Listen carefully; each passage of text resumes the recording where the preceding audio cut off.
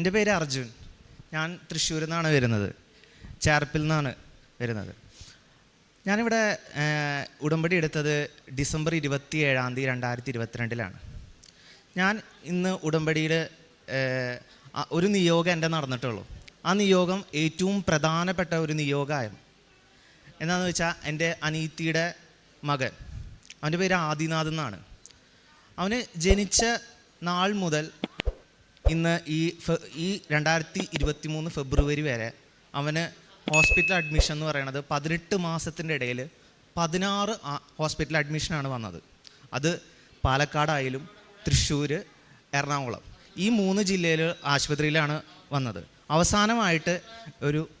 അവസാനമായിട്ട് എറണാകുളത്തുള്ള ഒരു റെപ്യൂട്ടഡ് ആയിട്ടുള്ള ഒരു ഹോസ്പിറ്റലാണ് അഡ്മിറ്റായത്. അവന് ജനിച്ച നാൾ മുതൽ തന്നെ അവന് ഡെലിവറി കഴിഞ്ഞതിന് തന്നെ മഷി ഇറക്കിയിട്ടുണ്ടായിരുന്നു. മഷി ഇറക്കിയതിന് ശേഷം അവന് ബ്രീത്ത് എടുക്കാനുള്ള വളരെ ബുദ്ധിമുട്ട് അവൻ അനുഭവിച്ചിരുന്നു. അപ്പോൾ ഹാർട്ട് ബീറ്റ് വളരെ കുറവായിരുന്നു. അപ്പോൾ നമ്മൾ ജനിച്ചിരുന്ന ഹോസ്പിറ്റലിൽ നിന്ന് വേറൊരു ഹോസ്പിറ്റലിൽ നിന്ന് തൃശ്ശൂർക്ക് ഷിഫ്റ്റ് ചെയ്തു. അവിടെ ഷിഫ്റ്റ് ചെയ്തതിന് ശേഷം അവന് അവിടുത്തെ ചികിത്സയ്ക്ക് ശേഷം കുറച്ച് കഴിഞ്ഞപ്പോൾ അവൻ അവിടെ നിന്ന് ഡിസ്ചാർജ് ചെയ്ത് പോന്നു. പിന്നെ അത് കഴിഞ്ഞിട്ട് രണ്ടാമത്തെ വാക്സിൻ എടുക്കണം സമയമായി. ഒരു 4ാമത്തെ മാസമായപ്പോഴാണ് രണ്ടാമത്തെ വാക്സിൻ എടുക്കേണ്ട സമയമായത്. രണ്ടാമത്തെ വാക്സിൻ എടുത്ത സമയത്ത് അവന് പനി വന്നു. പിന്നെ അത് കഴിഞ്ഞിട്ട് അവന് ഛർദിയും വന്നു, അതിന് വയറിളക്കം വന്നു. അവൻ്റെ ബോധം ആകെ പോയി. ഈ സംഭവം നടക്കുന്നത് 2021 ഡിസംബർ 24 ക്രിസ്മസിൻ്റെ തലേദിവസം.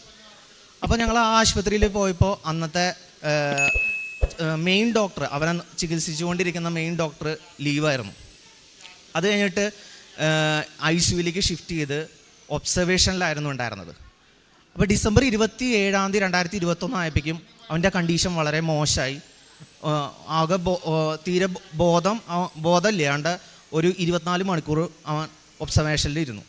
അതിനുശേഷം ഞങ്ങൾ എറണാകുളത്തുള്ള ഒരു റെപ്യൂട്ടഡ് ആയിട്ടുള്ള ഒരു ഹോസ്പിറ്റലിലേക്ക് ഷിഫ്റ്റ് ചെയ്തു.